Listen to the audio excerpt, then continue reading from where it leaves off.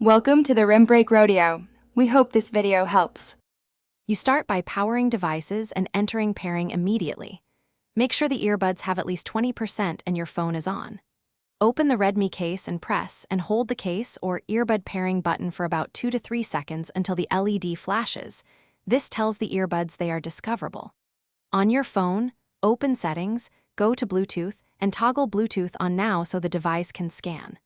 Once the phone is scanning, keep the earbuds nearby to avoid connection delays. Once discoverable, the phone will list available devices. You will see a name such as Redmi Earbuds or similar. You tap that name to initiate pairing, and if your phone prompts for confirmation or a PIN, accept it. Most Redmi earbuds use simple confirmation without a PIN. After you tap, wait for the phone to show connected and verify media audio or headset icons.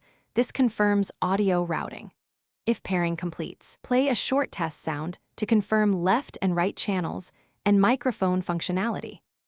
You finalize by checking settings, adjust volume, and if available, select an audio codec to reduce latency. Make sure the earbuds are fully seated in ears and case closed to save battery.